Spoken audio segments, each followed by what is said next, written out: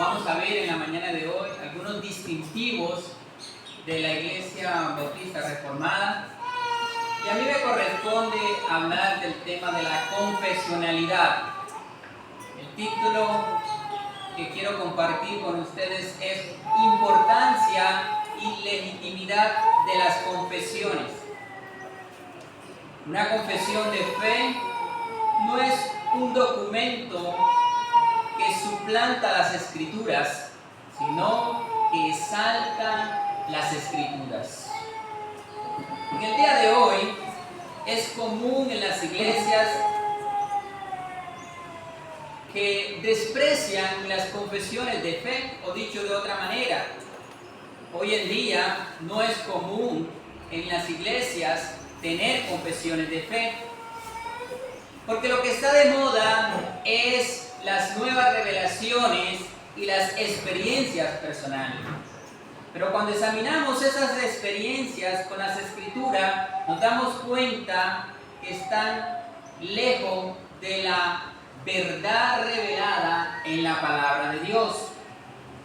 Es por esta razón que a lo largo de los siglos se han necesitado hacer concilios para desenmascarar el error y poner fin a las herejías dentro de la iglesia. No obstante, a pesar de los credos y confesiones que se han podido redactar a lo largo de la historia, las herejías siguen proliferando y diseminando su veneno y contaminando a todos cuanto encuentran a su paso. Judas nos llama a contender ardientemente por la fe que una vez fue dada a los santos. Judas 3. Defender ardientemente la fe es defender lo que creemos, la doctrina enseñada por los profetas, apóstoles y por nuestro Señor Jesucristo. La iglesia a lo largo de la historia ha tenido que redactar credos y confesiones. En los primeros siglos se realizó un concilio para defender la deidad de Cristo de la herejía de Arrio. Este concilio se llama el Concilio de Nicea en el siglo IV. Y en el siglo V se defendió la doble naturaleza de Cristo en el Concilio de Calcedonia.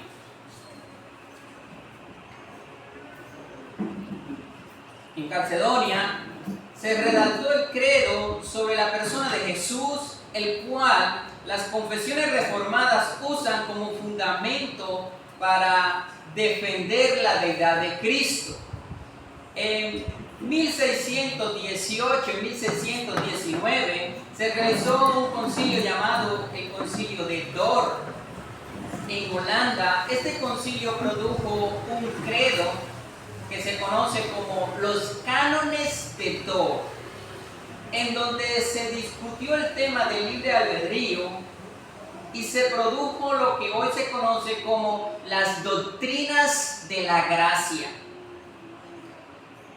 Pero quizás usted me dirá, pero eso es algo que se hizo en aquel tiempo, pero ya hoy no tiene relevancia, hoy no se necesita. Pero la pregunta es, ¿no es verdad que están siendo atacadas en el día de hoy? Como la infalibilidad de las Escrituras, la inerrancia, la suficiencia. Una de las doctrinas que creo que están más siendo atacadas en el día de hoy es la doctrina del Espíritu Santo. Y por eso es necesario hacer defensa de nuestra fe. Así como en los primeros siglos y en la época de la Reforma, los cristianos piadosos defendieron la fe aún con su vida, porque muchos fueron martirizados a causa de su defensa por la verdad. Hoy en día también es necesario defender nuestra fe, y solamente por medio de una confesión escrita podemos hacer defensa de nuestra fe y distinguir entre lo verdadero y lo falso. El apóstol Pablo, escribiendo a Timoteo, le dice: esto te escribo, aunque tengo la esperanza de ir pronto a verte, para que si tardo, sepas cómo debes conducirte en la casa de Dios, que es la iglesia, columna y baluarte de la verdad. La iglesia es la guardiana de la verdad. Una columna es un fundamento que sostiene el edificio y el baluarte son sus bases. La iglesia es esa fortaleza la cual ha sido llamada por Dios para defender la verdad de sus enemigos. A continuación, Pablo escribe lo que muchos teólogos han denominado el credo de los primeros siglos, en la época más temprana de la iglesia. Y él escribe: e indiscutiblemente grande es el misterio de la piedad. Dios fue manifestado en carne, crucificado en espíritu, visto de los ángeles, predicado a los gentiles, creído en el mundo y recibido arriba en gloria. Timoteo capítulo 3, versículo 16. Primera Timoteo capítulo 3, versículo 16. El ataque principal de la iglesia naciente fue el gnosticismo. Y en esta línea se ve cómo la iglesia defiende la doctrina de la encarnación de Jesús, al igual que en las epístolas de Juan. Juan defiende la deidad de Jesús, la encarnación de Jesús, y defiende la verdad de las herejías gnósticas. Así que para poner fin a un debate y defender una verdad, se hace necesario redactar un documento que resuma lo que la iglesia cree, trazando una línea divisoria entre la verdad y el error. Cuando me refiero a las confesiones, no me refiero en términos singular, sino en términos plural. Me refiero a las confesiones históricas reformadas, las cuales han tenido un gran impacto en la iglesia a lo largo de la historia. Tenemos la confesión de Belga, la cual se escribió en Bélgica en 1561 y está basada en los credos de los apóstoles Niceno, Calcedonia y Atanasio. El Catecismo de Heidelberg en 1563 explica el Evangelio, los sacramentos y los 10 mandamientos. Los cánones de Dort nos hablan de la salvación y la gracia. También se produjo para esa época la Confesión Westminster con los catecismos y la Confesión de Londres de 1689. En primer lugar, quiero que veamos qué es una confesión.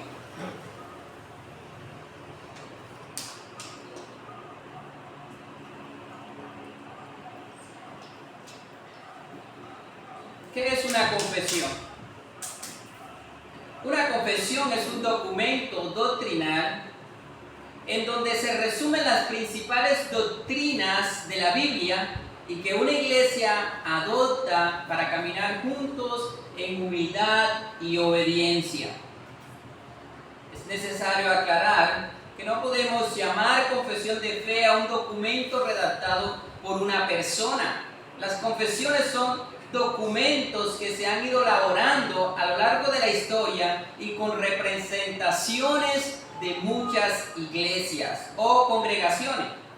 También es necesario decir que la confesión de fe no reemplaza las sagradas escrituras o que le resta importancia. Por lo contrario, la misma confesión de fe enfatiza la relevancia de las sagradas escrituras. Las confesiones de fe enfatizan la sola escritura. En el capítulo 1 de las Santas Escrituras, la Confesión de Londres de 1689 dice: la Santa Escritura es la única regla suficiente, segura e infalible de todo conocimiento, fe y obediencia salvadores. Todo el consejo de Dios tocante a las cosas necesarias para su propia gloria y para la salvación del hombre, la fe y la vida, están expresamente expuestos o necesariamente contenidos en las Sagradas Escrituras, en la cual nada, en ninguna manera o en ningún momento ha de añadirse ni por nueva revelación del Espíritu, ni por las tradiciones de los hombres. Las grandes confesiones reformadas no pretenden convertir en verdad algo que no fuera verdad anteriormente, ni se propone obligar a los hombres a creer algo que no estén ya obligados a creer sobre la base de la autoridad de las Sagradas Escrituras. Las confesiones priman el principio de sola Escritura, solo gracia, solo fe, solo Cristo y solo a Dios la gloria. ¿Qué es una iglesia confesional? Una iglesia confesional es una iglesia que adopta o se suscribe a una confesión de fe como su estándar doctrinal. Nuevamente repito, una iglesia confesional es aquella que adopta o se suscribe a una confesión de fe y lo adopta como su estándar doctrinal. Segundo lugar, ¿qué es un credo? Un credo es un documento de declaración de fe que significa creo, y como tal no disminuye la autoridad de la Biblia, es decir, creo en Dios o creo en Cristo o creo en la Biblia. Los que dicen no confesar otra cosa que la Biblia en realidad tienen un credo, aunque no esté escrito. Dice Sam Waldron, los que más fuertemente se oponen a las confesiones de fe utilizan sus credos no publicados en sus procedimientos eclesiásticos y son exactamente tan confesionales como los confesionalistas a quienes arrancan. Pero el tiempo realmente pone en evidencia su hipocresía y su error. Dice Sam Waldron, los hombres raramente se oponen a los credos hasta que los credos se oponen a ellos. Con respecto a tales personas, solo podemos decir que tanto en cuanto sus conciencias no están ligadas por la palabra de Dios, una confesión de fe no les hará ningún daño, excepto denunciar su hipocresía y su falsedad. En tercer lugar, veamos la historia de las confesiones de fe. La Confesión de Westminster fue redactada por un grupo de 121 teólogos, 30 laicos y 30 miembros del Parlamento, es decir, por 181 personas, las cuales se reunieron en 1163 sesiones entre el 1 de julio de 1643 y el 22 de febrero de 1649. La Confesión Westminster es un documento doctrinal usado por la mayoría de las iglesias presbiterianas hasta el día de hoy.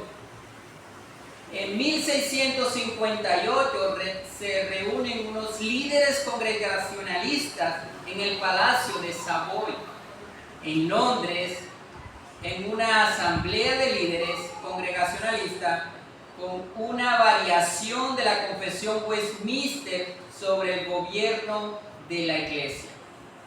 En 1677 se redactó la Confesión Bautista de Londres y con una variación de la Confesión Westminster sobre el gobierno de la iglesia y el bautismo. En 1689 se reúnen representantes de 107 congregaciones de Inglaterra y Gales del 3 al 12 de septiembre de 1689, la cual incorporó el contenido de Savoy, las adaptaciones de 1677 para dar origen a la Confesión de Londres de 1689, la cual sostiene un gobierno congregacionalista independiente, y en cuanto al bautismo, el bautismo de creyente, de la cual se deriva el nombre bautista, de bautismo, porque bautizaban a los creyentes. En cuarto lugar, veamos la utilidad de las confesiones para la vida eclesiástica. ¿Cuál es la utilidad de las confesiones o por qué una iglesia debería tener confesión o adoptar una confesión de fe? La Biblia enseña que la iglesia es columna y baluarte de la verdad. 1 Timoteo capítulo 3, versículo 15. El término estulo, columna, y se refiere a una columna que sostiene un edificio, y hebraima, baluarte, se refiere a la base o fundamento de una estructura. La verdad a la que se refiere el texto es la verdad revelada en las Sagradas Escrituras. Dios hizo a los hombres, o Dios dio a los hombres esta revelación. Esto es la revelación especial que comenzó en el Edén y que concluye con el establecimiento del nuevo pacto. Esa revelación que tiene como su centro focal el misterio de la piedad y el evangelio de nuestro Señor Jesucristo. 1 Timoteo capítulo 3, versículo 16. Al llamar a la iglesia columna y baluarte de la verdad, la Biblia nos enseña que la revelación que Dios ha dado para la salvación de los hombres ha sido confiada a la iglesia. Esto es, una institución que fue diseñada por Dios con el propósito de conservar pura la verdad, para defenderla contra el error y contra los ataques de sus enemigos, y transmitir sin diluir ni alterar a las generaciones futuras. Esto desde luego hace que la iglesia sea indispensable, tan indispensable como la columna o fundamento de un edificio. La iglesia es la guardiana de la verdad. En quinto lugar, veamos los usos de las confesiones. Primero, una confesión es un medio útil para la declaración y defensa pública de la verdad. En segundo lugar, una formulación confesional es parte de la tarea pública de las enseñanzas de la iglesia. En tercer lugar, una confesión de fe es una definición pública para los que están fuera de nuestra iglesia de las cuestiones centrales de nuestra fe. Un testimonio al mundo de la fe que sostenemos a diferencia de los demás. En cuarto lugar, una confesión de fe es un instrumento útil en la enseñanza pública de la congregación. Es decir, que las confesiones de fe se usan también en las enseñanzas de los domingos, en las escuelas dominicales.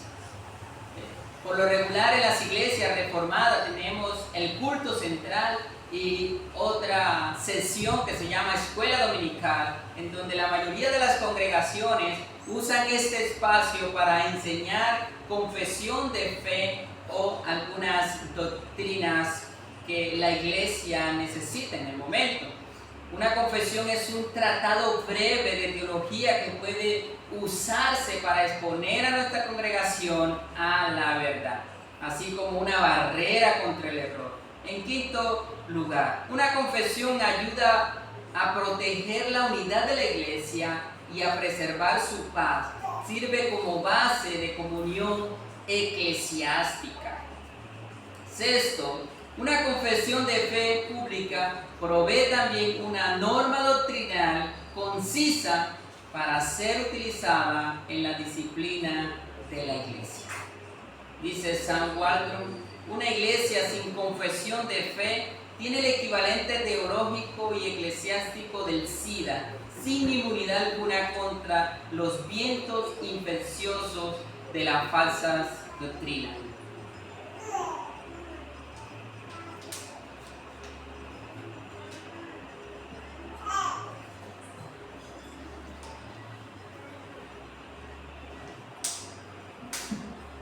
Si una iglesia quiere preservar su pureza doctrinal, no debe despreciar la herencia histórica que ha sido transmitida de generación en generación, como Pablo le escribe a Timoteo en 2 Timoteo capítulo 2, versículo 2. Lo que has oído de mí ante muchos testigos, esto encarga a hombres fieles que sean idóneos para enseñar también a otros. Timoteo era un discípulo del apóstol Pablo, y Pablo le dice a Timoteo que debe transmitir este conocimiento a hombres fieles y hombres fieles a otros. Eso es lo que ha venido haciendo la iglesia a lo largo de la historia. Siempre hay un maestro y un discípulo. Siempre hay una persona que está viniendo a la fe por medio de la proclamación del evangelio.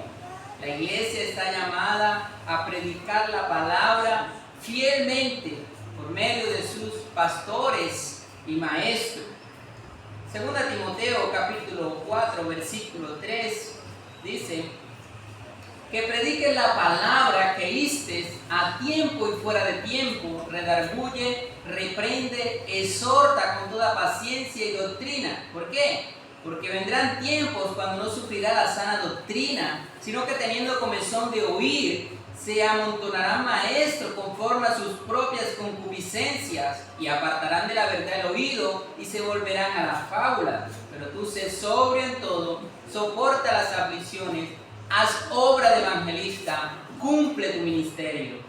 La iglesia está llamada a predicar y a enseñar la palabra, y solo la palabra de Dios, velando, ya que en todas las generaciones se levantan hombres perversos que tratan de torcer las escrituras, y solo una sana enseñanza podrá colocar en evidencia la falsedad de los tales.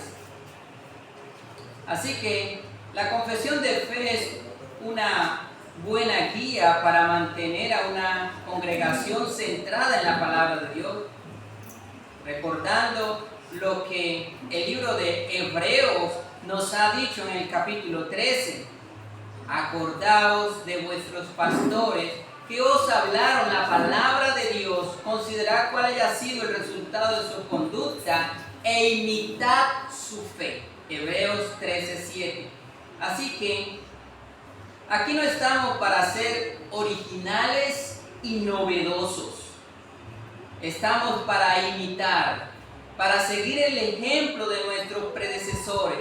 Como Pablo también lo dijo, sed imitadores de mí como yo de Cristo. Amén.